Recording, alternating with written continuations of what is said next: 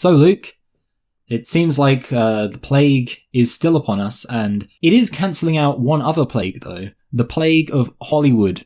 So, that's good. Is it good, Michael? I thought we loved movies. I hate movies. It seems like streaming is now the best option for everybody. So Steven Spielberg is going to be angry, of course, because it means people can't engage in the collective experience of going to the cinema unless they want to engage in the collective experience of dying. So now streaming is where it's at. Just like people stream our podcast. Yeah, well, here's the thing, Michael. This was going to happen eventually. People were... Because it just makes sense. Why would you go to a random place like 20 minutes away from you at best to go and see a movie when, you know, it is possible to just stream it inside your house? Like, more people will do that. Revenues will go up and it'll just be shit for the cinemas, not for the actual, you know, people who make the movies. So this was, I think, was going to happen anyway, and the coronavirus is probably just going to accelerate that trend of movies being released on stuff like Netflix and Disney+. Yeah, I bet the airlines are kind of pissed at the movie industry, because the movie industry is like, oh, we had to delay this film. And the airlines are like, oh, that must be so tough for you, having to just make money by putting it on streaming. Yeah, oh, it sucks for us that we have to make money by streaming holidays. You know, because they don't have a way out, poor airlines. Yeah, I don't really have that much sympathy for the airlines, to be honest, Michael. Yeah, no, I don't have sympathy for them either. But you've got to admit, I mean, think about it. A guy who runs an airline literally owns a bunch of planes. How impressive is that? And now look at him. He's begging in the streets for money, presumably. Yeah, with his $4 billion in his bank account. But yeah, he needs that government bailout. Yeah.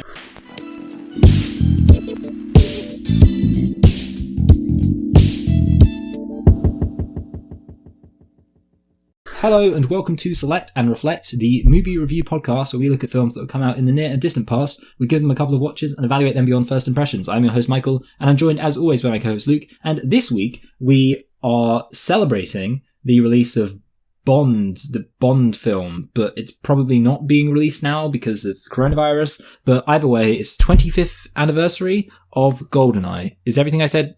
No. I'll do it, right? I'll fucking explain it to everyone, okay? GoldenEye is the movie we are reviewing today because it is the 25th anniversary of GoldenEye in the year of our Lord 2020, but also we were meant to be doing this movie because James Bond's No Time to Die was set to be released soon. However, that is not being released soon, it is being released in November because of the coronavirus, but we are doing it anyway because we still have a legit reason to do it because of its 25-year anniversary. So there you go. Yes, exactly. And also there are a lot of James Bond films, so we've really got to find any excuse to work our way through them.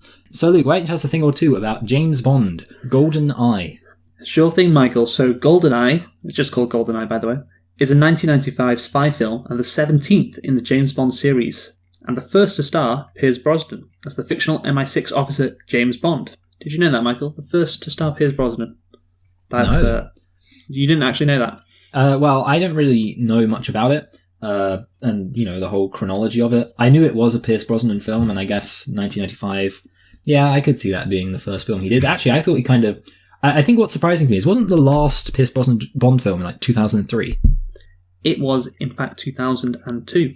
Okay, yeah. Which is, to me, that seems like quite late. I always thought that James Bond kind of, Pierce Brosnan came in the early 90s, and then it sort of fizzled out by the mid to late 90s. But no, it was still kicking in the new millennium before, obviously, the reboot. Well, you know, when we do Casino Royale, I think, one of the reasons why a movie like Casino Royale was produced was because of the Pierce Brosnan James Bond film that came out in 2002. I think it was called Die Another Day. I think it was Die Another Day, yeah. Yeah. So, anyway, but this is his first, and it's another good reason why to pick this movie, because it's not just a random James Bond, it is the first for Pierce Brosnan. And shall we go through this movie now? It was directed by Martin Campbell. The story was by Michael France. It stars Pierce Brosnan, Sean Bean, Isabella Scorupco, Famke Janssen, and Joe Don Baker. It was released on the 24th of November 1995 in the United Kingdom. So we're a bit away from its actual 25-year anniversary. But anyway, Mike, can you tell me the budget? I don't know, 30 million? You know what, Michael? That is not it's kind of a bad guess, actually, because it's double, it's 60. You have been consistently getting low budgets these last few weeks. You're really going to have to shape up. I know, yeah. I guess next time I just have to go for double what I think it will be. What about the box office? How much did it make? Probably not like nothing. So let's go for 200 million? Again, you're going to have to go higher. 400 million. 355 million was the total box office gross for GoldenEye. Just some facts before we get into it as well. It was the first, GoldenEye, was the first Bond movie not to utilise any story elements from the works of novelist Ian Fleming. So that was very interesting. And that makes sense why it took 6 years, because the previous Bond movie was released in 1989. So this was quite a big gap of 6 years. Yeah. And it's not like Bond had fallen out of favour. This movie, of course, as you can tell by the box office receipts, was still incredibly popular. But anyway, Michael, did you like this movie? Not passionately. Michael, put a bit more passion into this. Come on. Okay. No, Luke, not passionately. Is that passionate enough? I didn't like it either. No, I have to say, and it is. We'll get into why that is the case, but yeah, it's there's nothing really amazing to like, unfortunately, in this movie. But having said that, Michael, is there anything to dislike in the form of nitpicks? How many nitpicks do you have for GoldenEye? 7. You have 7. Okay, I only have 4. Okay, so you go first. Yeah, I probably should have had more, but I've only got 4. I mean, I even felt like I probably could have got more. There was a big gap where I wasn't thinking about nitpicks at all. So yeah, I definitely could have got more if I was thinking about it consistently. Okay, so my first nitpick, the health and safety at Q's lab is just absolutely shocking. I don't know about you, Michael, but I would not feel comfortable working in that environment. Fucking grenades and lasers and guns going off everywhere. Not a safe working place. And I can't believe MI6 has allowed him to do that. Really, that's bad. True. Yeah, MI6 need to sort it out. They definitely do. Also, okay, so next 2 nitpicks involve the tank that James Bond drives halfway through this movie. Yes. I have no idea how. Well, the second one isn't really about the tank. It's about the scene, though. So the first bit, so obviously James Bond's driving a tank around Moscow. Okay, whatever. And then he manages to somehow get this tank ahead of a train, because to stop the train, he puts it under a bridge, so the train has to crash into the tank. How did he get the tank to that place? Because I imagine the tank isn't as fast as a fucking train, and they obviously started from the same point. So I was just like, well, how the fuck has he managed to do that? Luke, this actually quite rarely happens, but there's a reason why the person with the fewest nitpicks goes first, and it's so that if the person with the most nitpicks has any ones that the person with the fewest nitpicks has, they don't steal their thunder. And you actually, this happens quite rarely, but you got one of the ones I got. Oh, wow, this is something out of Battleships, isn't it? I know, I got, how did Bond get ahead of them on the train? Yeah, incredible, right? Next nitpick also involves the train. I don't know how Sean Bean has a system on the train to lock a particular carriage and then self-destruct it. I don't know how that idea would come into his head to have something like that, and how that would possibly work either. And obviously, again, it's another nitpick of he doesn't kill James Bond straight away. He gives him 3 minutes. That does happen a lot. Yeah, it does happen quite a lot. And so that's my third nitpick. And my last one is just when the guy says, do you want to continue your debriefing at Guantanamo Bay? And really, I'm nitpicking America right here for the torture. Yeah, for the torture. Ruining that line to make it sound extremely dark in the years post 9/11. It's probably sounded so innocent back in 1995, but no, not anymore. Yeah. Anyway, so my ones. Number 1, this one's a pretty minor one, but how does he get past? So the guy's reading the newspaper, and James Bond rappels down past him. I'm thinking, you've got peripheral vision, you'd see him go down. Like I said, I know it's a joke, so I'm being a bit mean with that one. But why didn't they shoot him on the runway? I'm very confused about it, because obviously, so he has this whole scene where he's hidden behind some gas canisters, and the guy says, "Don't shoot the gas canisters because that could cause an explosion or something like that." And then James Bond runs away. He runs out onto the runway to catch a plane. Literally, I don't think they even made that joke. He runs out onto the runway, and the commander says, "Don't shoot." Or he didn't say. He says, "Hold your fire." And I'm like, but why? Why are you holding your fire now? Is it? I didn't understand why they weren't shooting him on the runway, because it made sense with the gas canister, but this time he just says, "Don't shoot, hold your fire," for no reason, seemingly. So I was confused by that. And then related to that, when James Bond does catch his plane, and he does a little flyover, you can't see anybody on the runway, even though right before he caught the plane, they were all stood on the runway looking out over him. And then it's very clear. You can see the runway and you can't see any dots of people, even though there should be a lot of soldiers there. So there we go. This one, knockers pun in Russia. So I respect the convention of translation, where if you've got, Russia, you don't want to have subtitles. People don't like reading. So you just make them speak English with Russian accents. And I say, okay, yeah, they're actually speaking Russian. But obviously the question becomes, what about puns? And I think there are quite a few puns in this film, but one of them is he says, they're right in front of you and they open big doors. And the answer is knockers. And I was thinking, does Russia have that where, the knocker of a door is also a woman's breast? I would imagine not. And even if that one doesn't count, there were a few other puns the Russians made. And I thought, in scenes where they would presumably have been speaking Russian, because it was a bunch of Russians speaking to each other, and they were making English puns. And I was thinking, well, okay, fine, translation, but does this translation even work? Finally, actually, this isn't the fast one.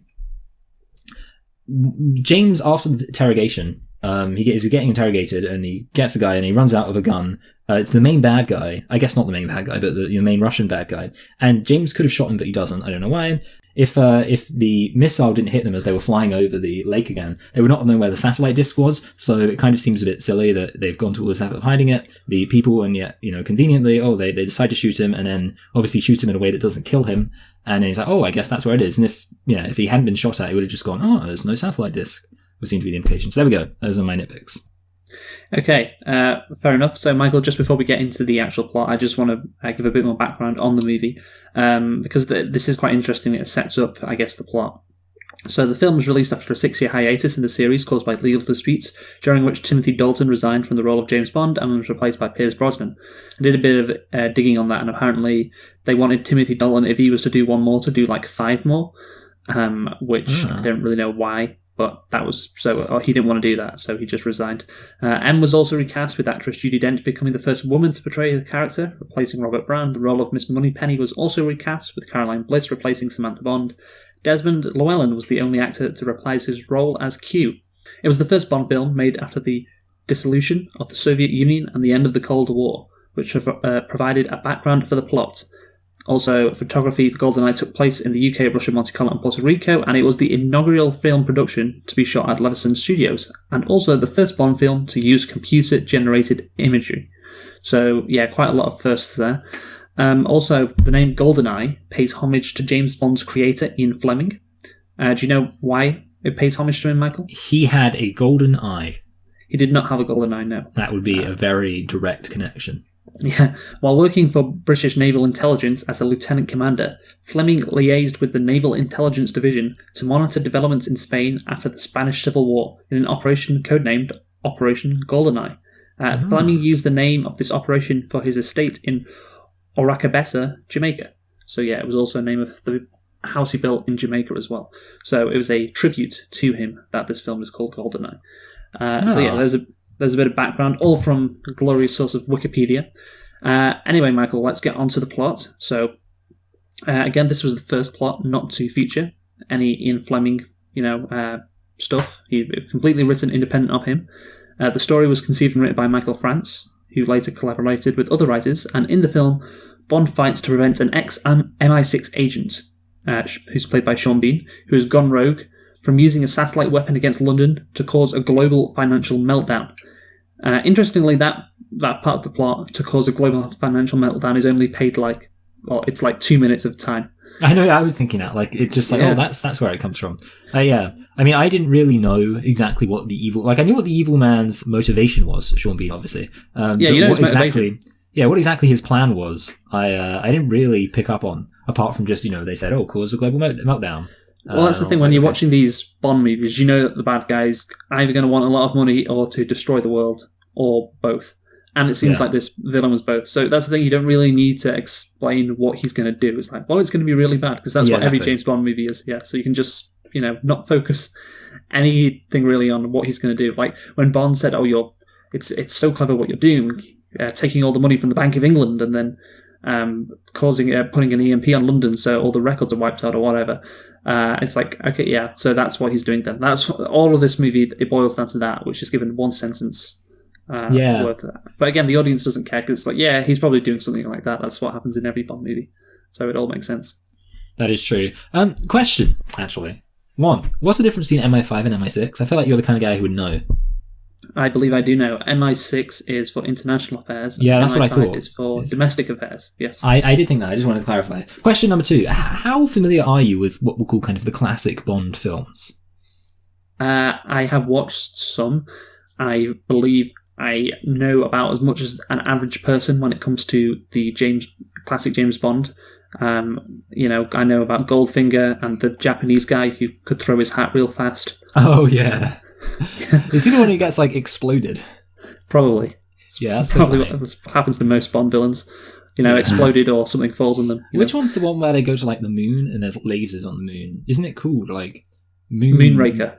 Moonraker, that is it. That wow. would make sense that it is that, yes. Moonraker. Released in crazy 1979, films. Yes.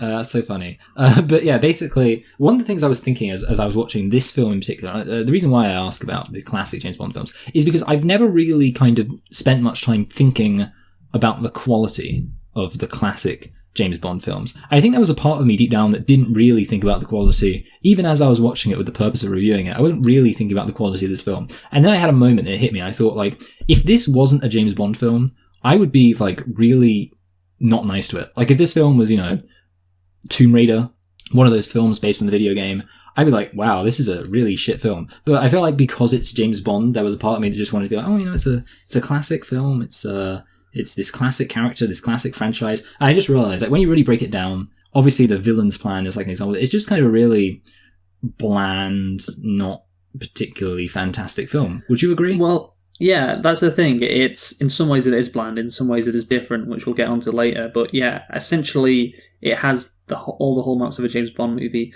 And I guess here's the thing: James Bond invented this kind of spy action thriller. That's why it was so successful. That's why it's just he's a cultural icon. The character and the movies are, even to this day, being released in the year 2020, it would have grossed almost $1 billion, probably No Time to Die, if not more. I think certainly Skyfall grossed around that level back in 2012. Skepta didn't do so well, but I definitely think No Time to Die would have brought in a bunch of money. And why is that? Well, of course, it's because it's, like I said, iconic. And therefore, it's been copied quite a lot by other action movies. So therefore, the typical Bond formula is now basically what just happens in an action movie. That's the stereotypes of the character. You can say the plot's formulaic, but that's Bond created that formula. And so obviously you're just doing Bond movies over and over again. Well, it's going to be like, well, any other action movie, this would be panned. But because the genesis of this type of spy action thriller was James Bond, you give it a bit of leeway. It's like, well, this is what a Bond movie is. This is what it always has been. Those movies back in the 60s were just incredibly popular. Obviously, it was a phenomenon, and it's continued to this day. So you do give it a bit of leeway. You're like, well, this is what it is. It's not like they are being lazy. I guess this is what James Bond is. You can't. It's the constraints of the genre. Well, not really the genre. The constraints of the franchise. I guess it is the constraints. Which I think, to be honest, is kind of how, I think that's kind of always been my attitude towards classic James Bond, because definitely when I was a kid, I was like, this is boring. And recently I've, occasionally seen a few more classic James Bond films, and, there's been a part of me that's like, well, I'm gonna try and, like it for what it is, and just say, this isn't boring, oh, sure, it's goofy, but, it's what it is. And I think, definitely, when you do that, the films are easier to enjoy. And yet, despite that, this film still is not easy to enjoy. So why, Luke? Why is this film not easy to enjoy? Okay, I know we've kind of been saying, okay, you can't be so harsh, James Bond, this movie and other James Bond movies, because, it is what it is. When the audience sits down to watch a James Bond movie, they expect the stuff that was in this movie. Because, as you said, it's kind of constrained. It's constrained itself with its success, really. But I just want to say, in the first 15 minutes of this movie, you could absolutely... The first thing that pops into my head is oh my god, this is absolutely ripe for parody. Yes. You have him in his Aston Martin racing a Ferrari, or not the scene where he doesn't crash into the cyclists. That was so dumb. But I know, it was some fucking camp thing out of, I guess, Austin Powers. Yeah. That's what it felt like. And then that's when it triggered in my mind, well, this is right for parody. And then you think, wait, Austin Powers came out in 97, this movie came out in 95. Maybe Mike Myers got the idea from watching this movie, because it probably wouldn't have, for doing an Austin Powers movie, of watching this movie, particularly the first 15 minutes, because you also have the female evaluator for Bond falling for him playing baccarat at a casino with a sexy female whose name is a sexual pun, like Xena on a top. Like, just the constant innuendo throughout, and particularly in the first 15 minutes, is like, oh yeah, you could really parody this.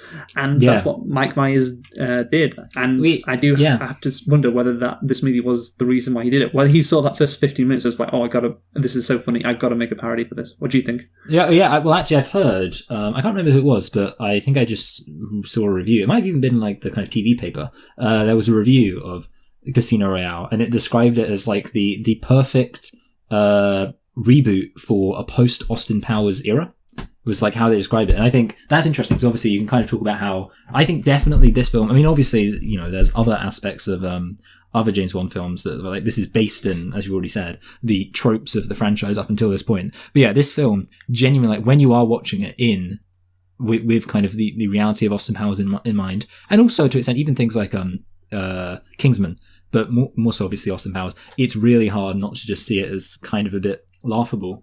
And yeah, obviously, I think you're definitely right that Mike Myers, I mean, I think the idea of making a James Bond parody had probably existed in people's heads before this point, because I think, there are parody is quite common. Well, there are SNL skits, I just want to say, just jump in there. There are SNL skits of like James Bond being really cheap. That's one I saw, of like he doesn't pay any money for his drinks. And I was like, oh, is it buy one, get one free? And that kind of thing. So that kind of thing definitely did exist, but specifically taking the core aspects of Bond and then just satirizing mocking them. Yes, satirizing them. So that is, again, and we... Yeah, it definitely was precipitated by this, I would imagine. I imagine Michael Myers, if the idea already existed, I think it was... this was like the cherry on top of the potential for that idea. Like you think about it. Yeah. 1989 was the last time a Bond movie was released prior to that. And so I imagine, maybe you're right, maybe Myers was just waiting for Bond to come back. And again, I don't think the Austin Powers movies would have been released if it hadn't been for these Pierce Brosnan Bond movies, because you think about it, like if you're releasing Austin Powers in 97, 8 years after the previous Bond movie, it's like, well, that's a bit in the past, but these Bond movies made Austin Powers feasible. Not just because it made Bond relevant, because the actual stuff in them. So yeah, but that's the thing. Like I was watching it in the first 15 minutes, and I was like, oh my god, is this going to be what it is like for the whole movie? And thankfully, it's not. It does get more serious, and it isn't just so laughable. But yeah, certainly in the first 15 minutes, or the first 15 minutes of actual movie, because obviously you have the opening credits with Nina Turner doing that GoldenEye thing. I'm not counting that. I'm just counting the first actual 15 minutes of Bond doing stuff. It is hilarious. But then actually it gets just more non-laughable as the movie goes on. Yeah. I think, and definitely, I guess in a way, we needed to hit peak Bond before we could get it taken to more interesting places. Because I think definitely the Daniel Craig films are much easier to take seriously. And I definitely think that's partially because of, like I say, that people thought, people looked at this and just thought, wow, this is ridiculous. I think once Austin Powers pointed it out, people had to go, okay, let's try and make a James Bond people can take a bit more seriously. And, but yeah, this film is just, whew. Well, it was also Austin Powers and also James Bourne as well. That was also one of the reasons why Casino Royale happened. But anyway, we'll talk about that whenever we do Casino Royale. Yeah. But yeah, anyway, back to GoldenEye. So the plot, it's Sean Bean. It revolves around him. So he's 006, James Bond's partner. He dies. Oh, he's not actually dead. He comes back to life, and it turns out he's the bad guy. And I like how you can tell that's going to be the case because, he's going to come back. Even though he dies in the first 5 minutes, his name then is first in the opening credits. And I imagine on movie posters and in trailers, you would have seen, maybe not in trailers, I don't know about 1995 and how loose they were with their trailers, but definitely in movie posters, his name would have been quite a big name. And obviously that's not going to happen if he's, if he's dead within the first 5 minutes. But yeah, so Sean Bean starts it all. Do you want to talk about his motivation, Michael? Because I guess that's what triggers the whole plot. So I will say this, his motivation, it does make sense, and they picked, obviously they wanted to do something involving the Cold War and the fact it's ended. And so they were like, okay, well, does the Russians and the English ever have a connection that we can use to, create a villain? And obviously you have this story of the Cossacks who betrayed Russia. We're going to go and surrender to the English, and then the English threw them back to Stalin, and Stalin had them all shot. So yeah, Sean Bean's motivation makes sense from that. He wants to avenge his parents, doesn't care really for the English government, doesn't care for the Russian government. So yeah, I think his motivation essentially it's quite good. What do you think? Yeah, no, yeah, I think it's definitely, like, I don't want to say relatable, but obviously it's sympathetic, and it does get to the point that obviously England, or Britain, I should say, not just England, is not unambiguously like good guys, shock horror, and obviously we've done things that could give people rightful grievances against us. So given that, you might as well have some of those guys be have villainous motives, get villainous motives from that. Yeah, the key line, I think, is when Bond says, like, "Oh, not our finest hour."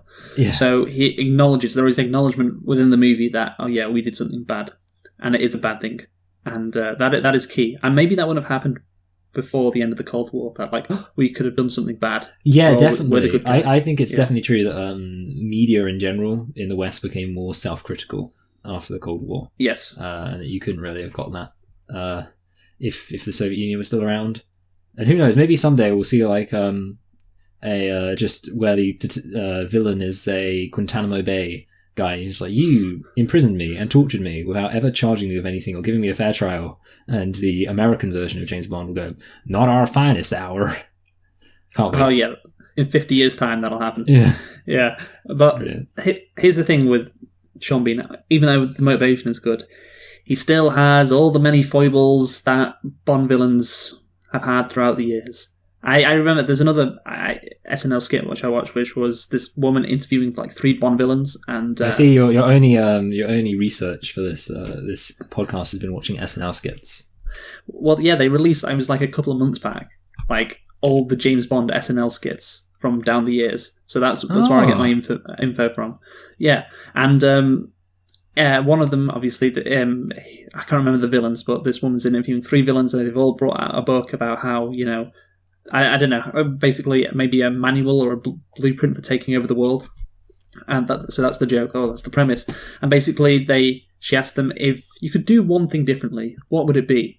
And they all, basically the answer is, kill James Bond immediately.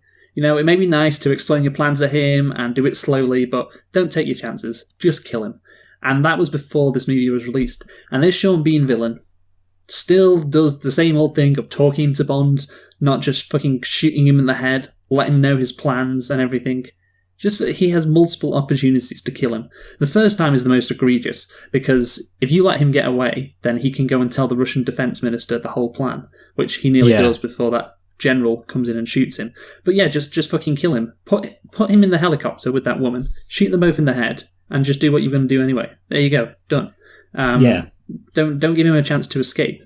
And then, so that's the most egregious one. But again, later on in the movie, not while Bond's in the train, not letting it, just kill him, just blow him up. Don't give him 3 minutes. Don't make it like a game, like a challenge. Just fucking kill him. And then when you find he's in your lair in Cuba, just again shoot him.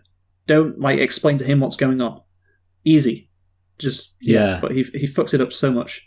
And it's again another classic Bond villain trope that still in this. You almost caught me monologuing. Yeah.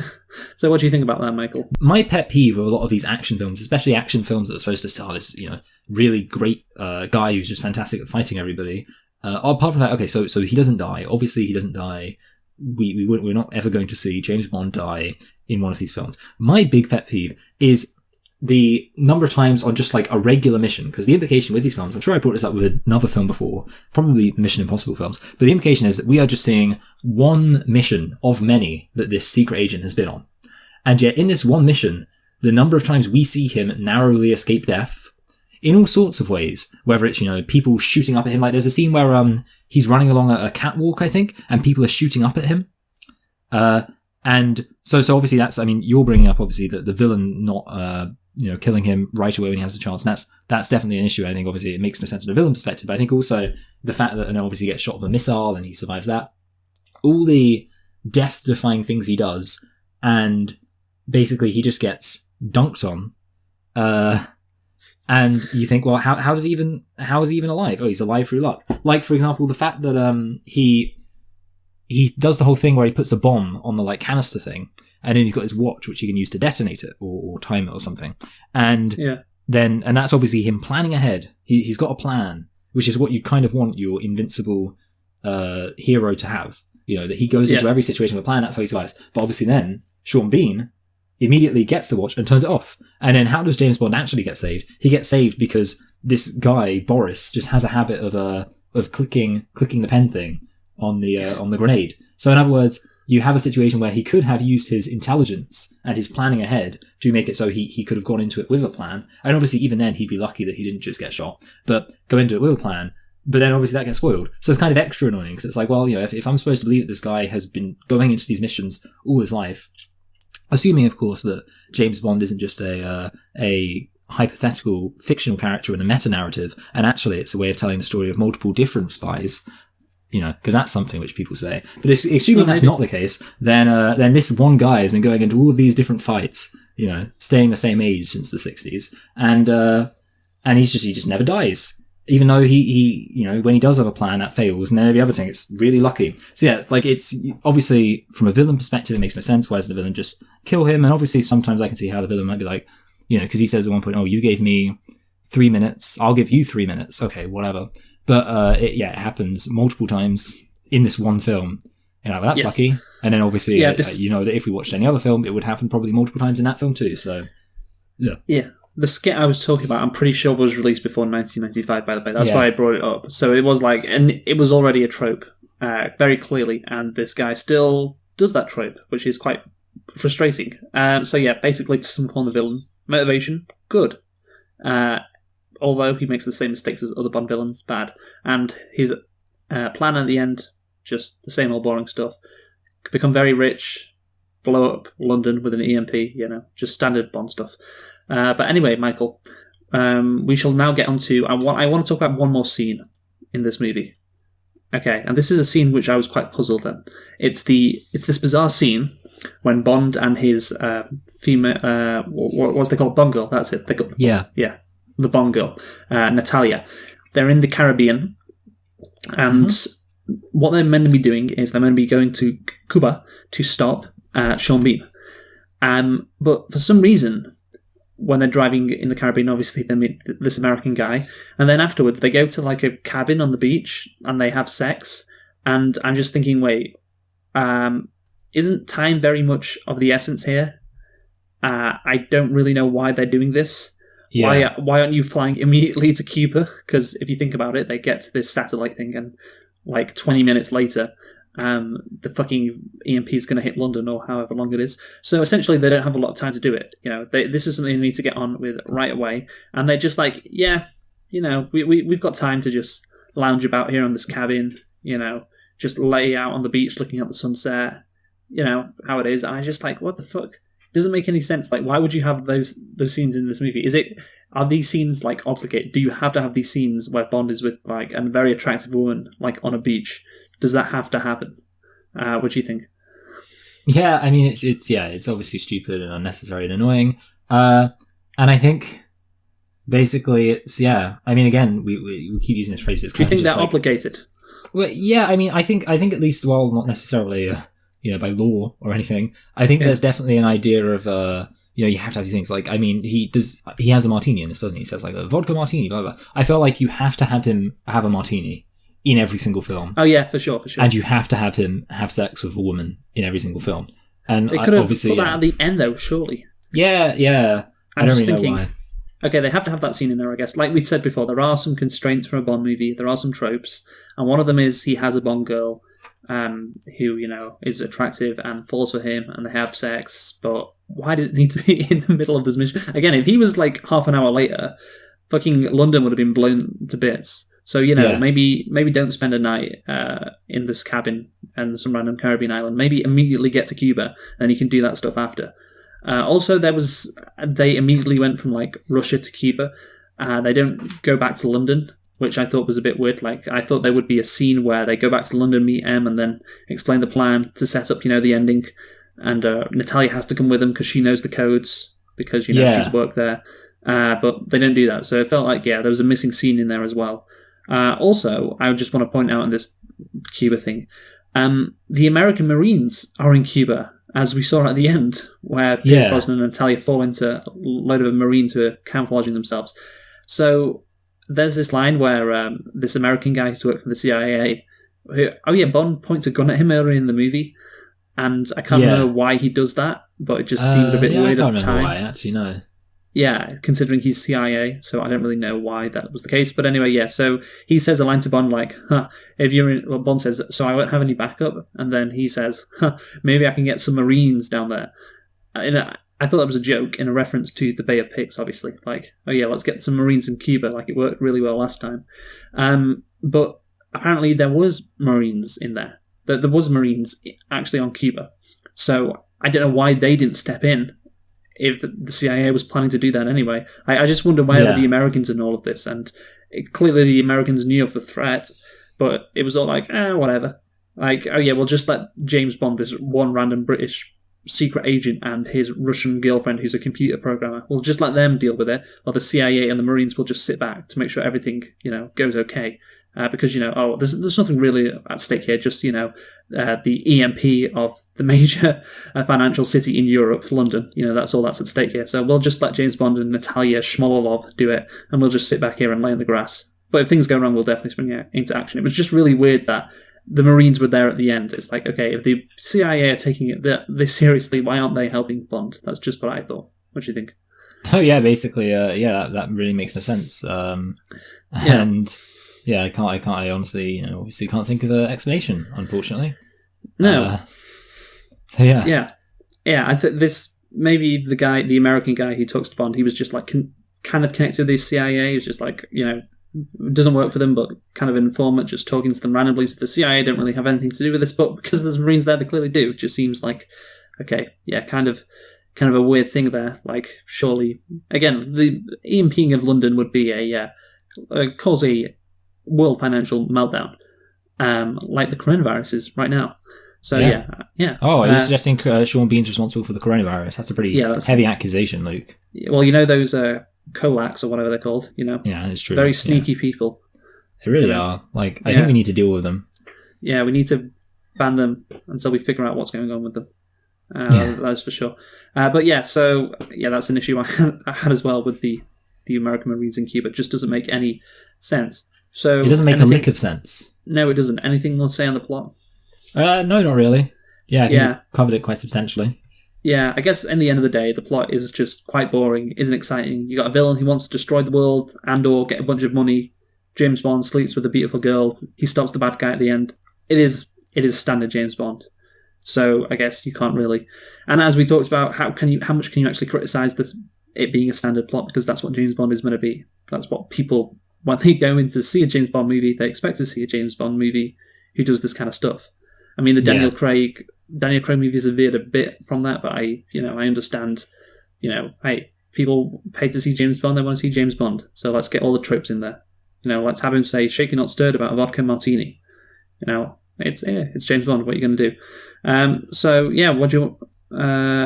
What are we talking about next, Michael? What do you think's best? Well, you wanted to talk about themes, Luke. So yes, Michael, I did want to talk about themes.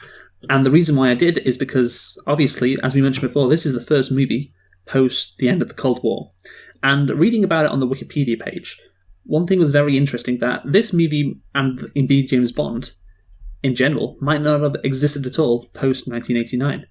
So this is what I got from Wikipedia. Although released only 6 years after License to Kill, world politics had changed dramatically in the interim. GoldenEye was the first James Bond film to be produced since the fall of the Berlin Wall, the collapse of the Soviet Union, and the end of the Cold War, and there was doubt over the character's relevance in the modern world. Some in the film industry felt it would be futile for Bond to make a comeback, and that it was best left as an icon of the past. Which, I can see what they were thinking at the time. It's like, well, he was fighting the Russians in the Cold War. It's like that kind of era is over. Things have moved on since then. Of course, 80s action was very popular. Action was very popular in the 1980s, obviously, and in the 90s things moved on. And could Bond really be relevant in the new world? And I can imagine people are like, just leave it in the past. That's what I kind of feel like James Bond is at right now, with like movies like Sector and No Time to Die. Or Skepta. It is kind of like, I mean, does it really need to happen? I mean, what more can he do? That's what I have no real desire to watch No Time to Die. Really, with the new James Bond movie, and Yeah. I don't know. I imagine a bunch of other people feel like that. It's kind of just like, it's just we've seen it all before. He's not really. Who's he going to battle this time? Like, who's going to be the enemy? Like the enemies in I remember Skyfall. It's just some random bad guy who's not like affiliated with the government. He's just battling bad guys essentially. But anyway, that's not just how I feel about Bond now.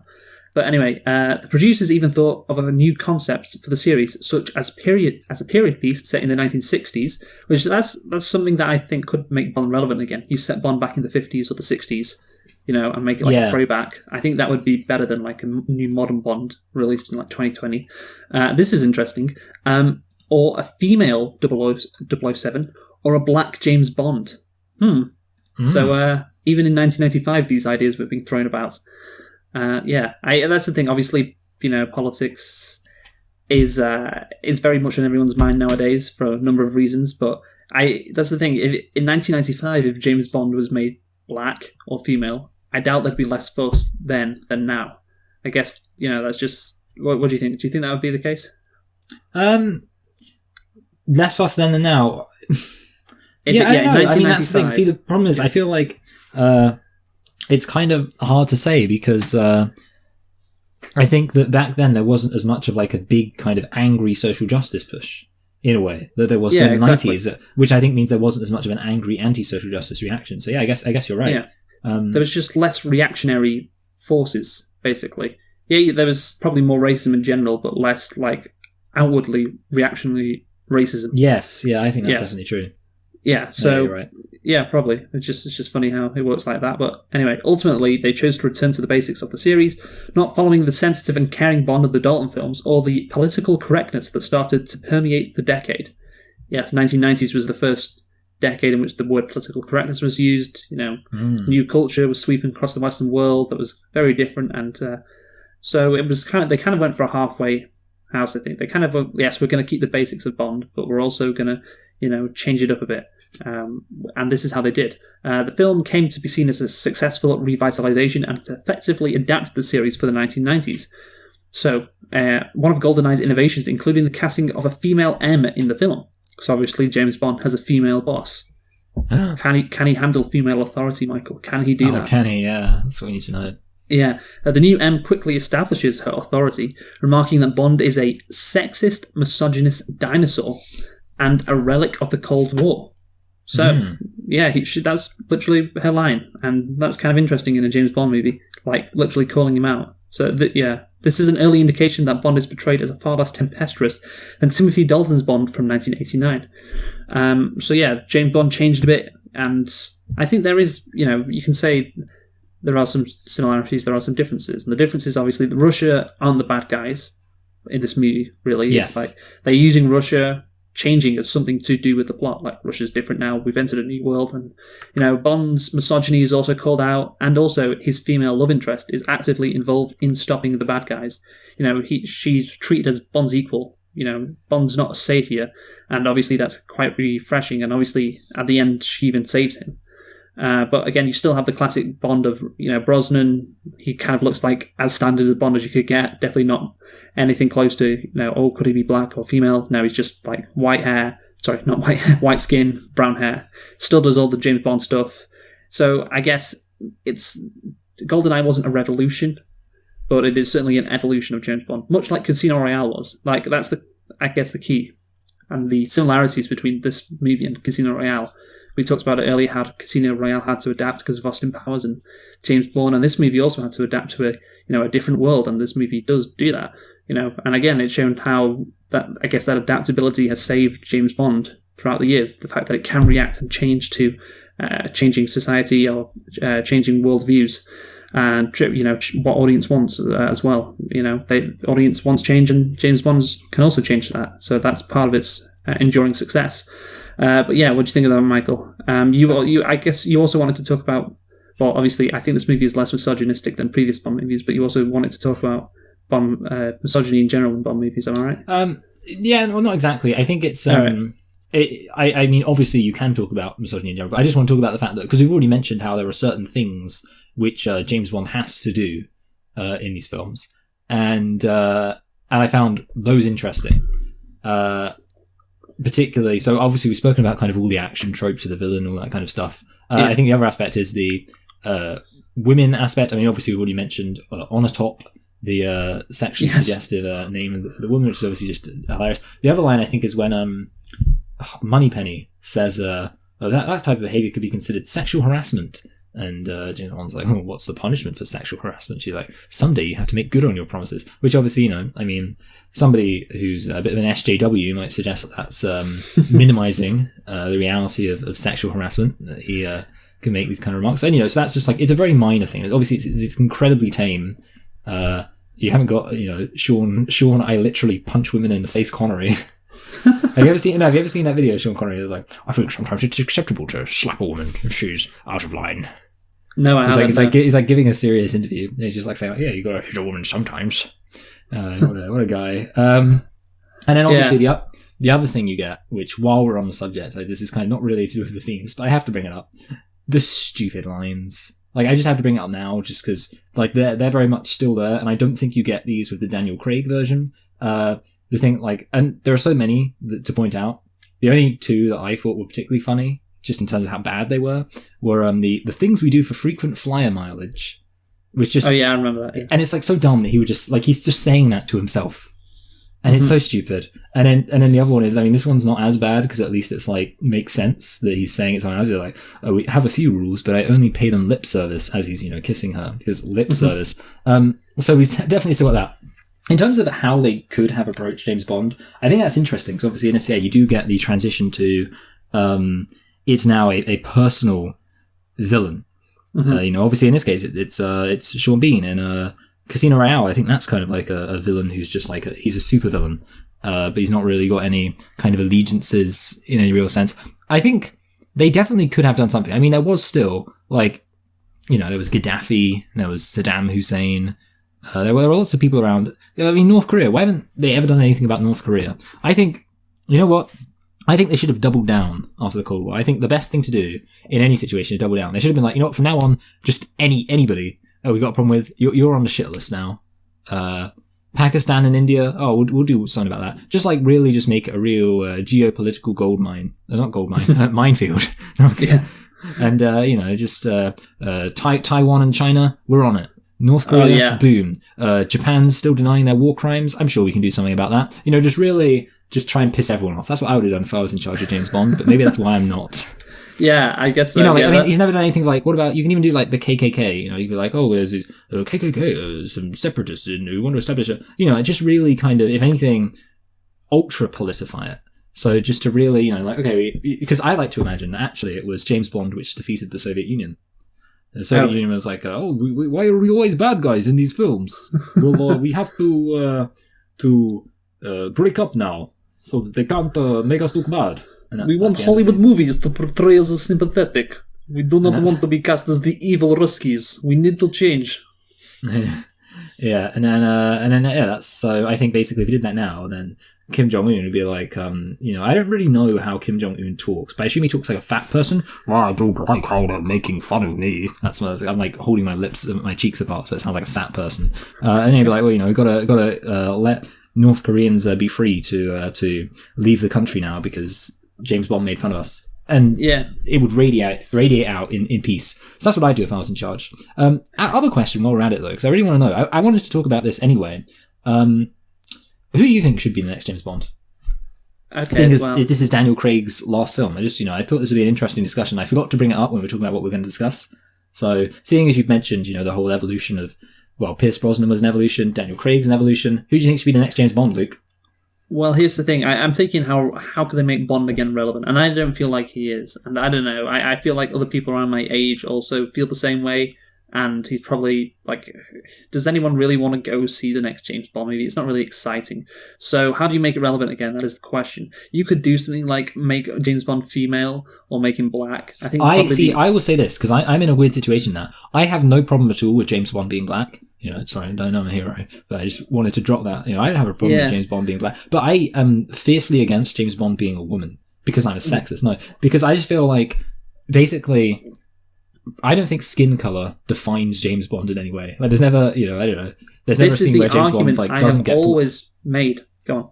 Oh, yeah, and I mean, obviously, I think I'm about to say what you're basically thinking anyway. Whereas I think that masculinity and more generally gender does define James Bond. So obviously, you want to make him black, that's fine. The fact he's white has never been relevant. You want to make him a woman, that fundamentally changed. It's not really James. Apart from the house, it can't be James Bond because his name is James. It has to be Jane Bond. Exactly. Like, that's the thing.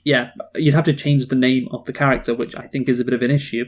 Yeah. Also, you are right. Masculinity does define James Bond. It's the old thing. Men want to be him. Women want to be with him. That is James Bond, and he can change throughout the decades to reflect that.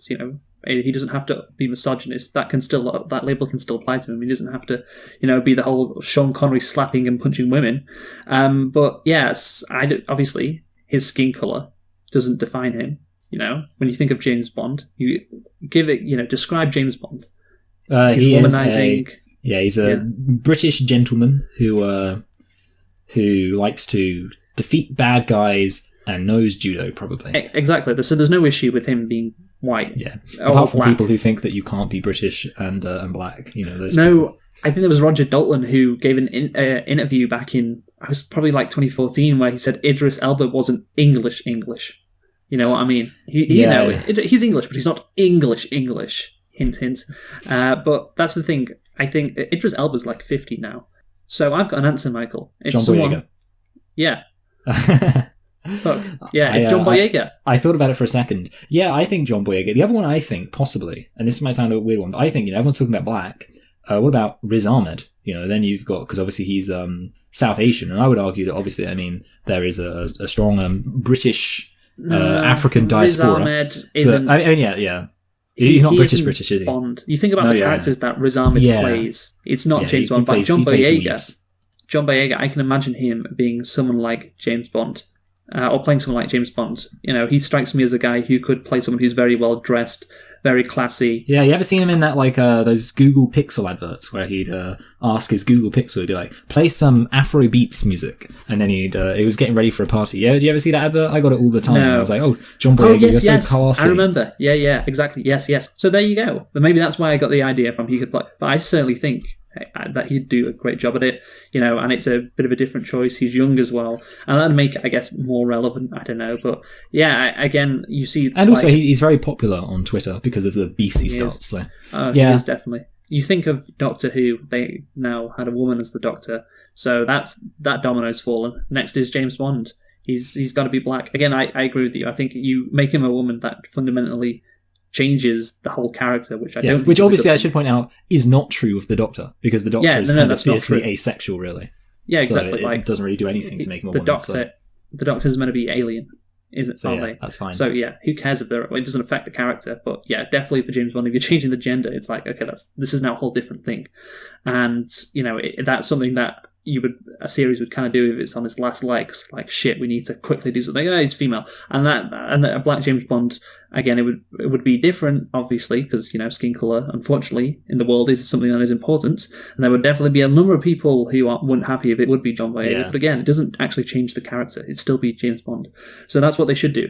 But I also think I feel like one of their main strategies with the Daniel Craig thing has just been to make him increasingly violent. Like, that's basically been their plan. They've just been like, he's too campy, don't worry, we'll have him fucking drown somebody in a sink in the first scene. So I don't know. People are fond of that.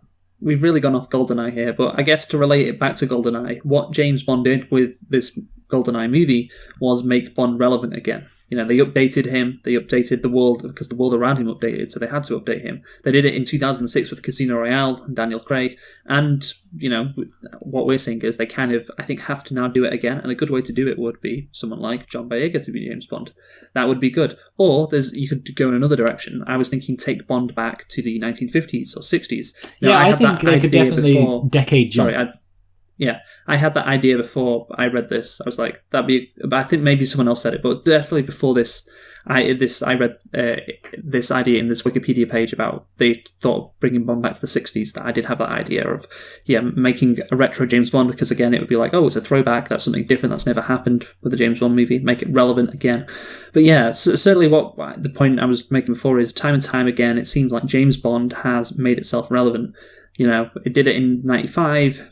did it in 2006, and is it going to do it again in 2024, whenever the next movie is released after No Time to Die? And I think it will. And I think, hey, maybe, look, we could be sitting here looking incredibly smart if it is John Boyega. He has to be near the top of the list, surely. Yeah. A bankable star. I mean, he's well known. Like, that's the thing. He's one of the most famous people on Earth because of his role in Star Wars. Everybody knows who he is, so that helps a lot. And yeah, I think he'd play it well. So let's see, Michael. I guess let's see if we're right. Yeah. I think we will be Luke. I really do. I mean, who else are they going to go for? That's the thing. I actually think it's like quite difficult to come up with young guys who would work in that role. And also, I will say this: I firmly believe that James Bond should never be played by anybody other than a British actor. I firmly believe that. I think like everything else, I'm like fine, but in this one case, I just think I don't want an American actor doing a British accent for James Bond. I think James Bond, he always must be a British actor. That's my personal opinion. Well, yeah, I guess it makes sense. I don't know if there's an equivalent to that for America, but I'm sure America. I don't know. Like it would be.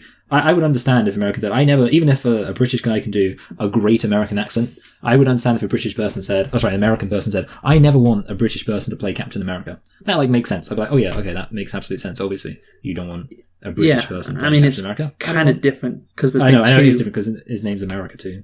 Well, there's been 2 Captain America movies compared to like 25 James Bond movies. That's true, yeah. So it's a bit different, but never, I don't think there's an American equivalent. An American James Bond actor. If they cast, I don't know, Timothy Chalamet. I just thought of an attractive person who's an American who could play James Bond. Armie Hammer. If they wanted to, I just went for another Call Me by Your Name actor. If they chose Armie Hammer, I'd be like, okay, cool name, bro, but you're American, so no. Okay, well, I don't think there's an American equivalent to James Bond. James Bond is like iconically British, so I do agree with you. It's not necessary to pick an American actor. Like, there's just why would you pick an American actor when you can have? There's so many great British actors out there. Obviously, Samuel L. Jackson complained that too many British actors are taking American. Yeah, I know. I was jobs. thinking that too. So it's kind of there's no need to have an American actor. There's just no need for it. But anyway, I think we should move on now to the action in GoldenEye. Just to go back, I just want to say that the action is awful. Like the soldiers aiming at Bond just can't hit anything. Then there's the scene in Russia with the tank keeping up with the car throughout the Russian streets. It's just ridiculous. And I think, again, the action before Casino Royale was pretty pathetic. And again, this is just another example of that. Yeah, basically, I mean, it's not interesting. I mean, obviously, when the gear started turning, I was like thinking, oh, they're going to do like a Indiana Jones thing. Someone's definitely going to get caught in that gear. They didn't go for it, which I was disappointed by. I really thought they were heading there, but nope. So that would have been exciting, but they didn't do it, so I was disappointed. Overall, I mean that's the thing. Like obviously, I kind of already said one of the things I think they've tried to do with the Daniel Craig thing to make it be like, oh, it's edgy now and it's cool, is make it really violent. And while you could say that's just a bit of a lazy thing to do, I actually do think it works to make it more. I think making it more gritty and violent also makes it more interesting. Especially seeing as there are no stakes because James Bond isn't going to die. If he's not going to die, you should at least get the shit beat out of him. Yeah, I guess so. It does make it. Yeah, I mean the fights that James Bond has in this movie are just like you slam someone's head against like a wall and the guy's just knocked out immediately. Yeah, it's just like. Daniel Craig thing is a complete twist. And again, I think the reason, if we ever do Casino Royale, is the reason why that happened was because of James Bond, and we can talk about that influence. But again, that is certainly, the action certainly does date this movie, unfortunately. Definitely does not hold up in any way. So, Michael, now we have to talk about GoldenEye, the game. Because, good thing you added that clarification, otherwise people will be confused. Yes. Okay, yes. We spoke about that other film, but now let's talk about GoldenEye. Yeah, so obviously the film was the basis for GoldenEye 007, a video game for the Nintendo 64, developed by Rare, known at the time as Rayware, and published by Nintendo. It was praised by critics, and in January 2000, readers of the British video game magazine Computer and Video Games, what a creative name for a magazine that deals with computer and video games, listed it in first place in a list of the 100 greatest video games. In first place, Michael. Number 1. Clearly, they hadn't had the joy of playing FIFA 20 yet. And that is a joke, but it's the most awful game. I just want to get that out there. I hate FIFA. Really? Yeah. You hate FIFA 20 specifically? Just any FIFA post FIFA 12. I hate it. Okay, that's interesting. Why? I want to know. I know this isn't relevant, but see, I've played FIFA 12, and we own FIFA 14, but I've never really played FIFA 14. So why do you hate anything close to FIFA? They've just made the game so shit. They've just made everything about it so shit. It's a good thing that this is a review channel, because you really do paint a picture of your problem with the game. I mean, there's no point in painting a picture because there's hundreds of things which are wrong. So I'm not going to take up any more of this time talking about FIFA. So anyway, in Edge's 10th anniversary issue in 2003, the game was included as one of the top 10 shooters of all time. It is based upon the film, obviously, but many of the missions were extended or modified. So one of the reasons why I brought this up is because I think people always rave about GoldenEye, the Nintendo 64 game, and obviously the video game magazine Computer and Video Games listed it in first place, number 1. This was a revolutionary video game, and I have watched a bit of the honest trailers for GoldenEye as well, and although it mocks it, it does say, it's what like any honest trailer thing kind of does, it's one of the greatest video games of all time. And so yeah, maybe the movie wasn't, but certainly the video game that it inspired definitely was. Have you ever played it? Yeah, I have actually. My cousin had it at her house, and she also had a Medal of Honor. But yeah, I remember we played all the time, and I was like it was really fun. There were like all these different. See, we never played the story mode, obviously, because she owned it. So when we went around to her house, we weren't playing single player while she was just sat around. But we would play it collectively with multiplayer, and they had all these platforms, and they had like all these guns that would like spawn. I just remember there were 2 guns which would just kill you instantly, and the main difference is that one of them, which was like green, would explode you, and the other one would like zap you and like with electricity. They were both really cool because they would kill you instantly. So everyone would like look around for those, and yeah, it was a really fun first person shoot. Obviously, I didn't play the campaign mode. Maybe that's where it really came to the fore. But I liked the variety of weapons, the variety of locations. I thought it was really fun. So I having played only the multiplayer, I thought it was good. Okay, well, I haven't played as much as you, basically. I think I played it like twice in my whole life, and yeah, I had fun, but I don't know, I just don't have the same experiences as you of playing it. But yeah, apparently, from listening to you and reading this, it was it's an incredibly good game. Many people still have fond memories of it. So wait, Luke, yeah. I think there's a twist in this story. I don't think I played the original GoldenEye, because I've been looking, because I was thinking to myself, like, because you said Nintendo, and I was like, that's weird, because the version I played was on the PlayStation, and I was thinking to myself, this is strange, and I looked and I was like, was it available on the PlayStation? And it seemed to imply it wasn't, and what I've realized is actually what we played was GoldenEye Rogue Agent. So okay, so basically, you know what, Luke, my opinion is invalid, but I can say that GoldenEye Rogue Agent was good, and maybe GoldenEye Rogue Agent was like a just updated version, the same mechanics, and so let's just assume that my opinion is valid. Let's assume that there is probably some connection between GoldenEye and GoldenEye Rogue Agent. Yeah, probably. I mean, it'd be copyrighted if there wasn't, I imagine. So yeah, probably. So that's it then, I guess. That's just on the legacy of GoldenEye. Produced one of the greatest video games of all time. So there you are. Shall we conclude now, Michael? Yeah, let's conclude. So do you want to go first? Yeah, only if you want me to go first. Something I'm really into is like a affirmative consent. I think it's very important with the whole Joe Biden thing. So this film is fine. It's worse than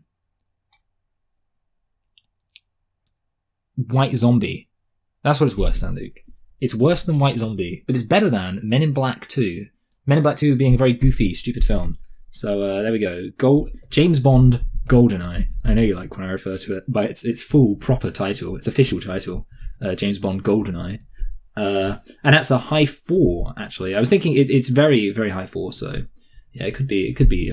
I was going to say, if you just asked me to rate it out of 10, I probably would have said a 5, but looking at the other films, I think, high 4. Well, I am also going to give this movie I'm going to give it a 5, so I guess, very similar to you.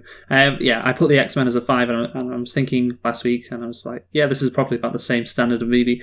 Again, it's just standard James Bond, but, it's an evolution of James Bond, in terms of his Bond girl, it's treated kind of as an equal. she saves the day at the end, saves Bond. So, it's like, and obviously M gives that line about him being a sexist, misogynist dinosaur and a relic of the Cold War. So it's clear, Bond has been updated a bit, but you still have the familiar plot points all throughout. And I just remembered, actually, you remember when Bond and Natalia get off the train and they're like sitting next to each other and they immediately kiss? I was like, oh yes, this is just classic Bond. The writers were like, oh shit, we haven't had Bond kiss her yet. How are we going to do this? It's like, fuck it. Let them just become, together right there. Let them just kiss and, the audience expects it, basically. The audience wants that kind of stuff, so don't worry about it. And that's what I feel like a lot of this kind of plot is. It is, don't worry about it. Oh yeah, the villain is, a typical villain who wants to blow up London. He wants to get a lot of money. Doesn't kill James Bond when he has the chance. Has a decent motivation, but at the end of the day, yeah, it's just a standard villain played by Sean Bean. And obviously we have to point out that the scenes at the beginning were hilarious and, unfortunately do date this movie, but maybe we would have got Austin Powers if it wasn't for that. So credit to this movie for being so laughable at the start with a name like Xena on a top. Wow. And also the action dates it as well. And yes, there are some bizarre scenes like them go to the Caribbean. So yeah, overall the plot just kind of shitty, like a normal James Bond movie of the time. And the social attitudes are a bit updated as well, because it was the 1990s. But yeah, 5 out of 10. Nothing more than that for James Bond. GoldenEye, as you said, Michael, it's proper official title. So what are we doing next week, Michael? Well, next week, Luke, we are doing a classic of Western cinema known only as... Well, it's a very similar film, actually. Pretty Woman. Yes, Pretty Woman. So we are doing it because of its 30-year anniversary. So yes, we have been selecting... I thought we were doing it because of the... because obviously Pretty Woman 2 was delayed due to coronavirus. I forgot. Oh, yeah. Pretty Woman 2. Who would be in Pretty Woman 2, Michael? I'd like to think it would be Julia Roberts again, but Richard Gere leaves her because he's old. Okay. And she has to become a prostitute again, but she's like an old woman, and she's got no teeth. Okay, right. So we have been selecting and reflecting on GoldenEye because of the 25th anniversary, and also giving our thoughts, I think, generally on James Bond as a whole. We talked about James Bond quite a lot in this talk we have done. Join us next week for Pretty Woman. Who have you been, Michael? I've been Michael. I've been Luke. Thanks for listening, and goodbye. Yeah, I can't believe she's 52.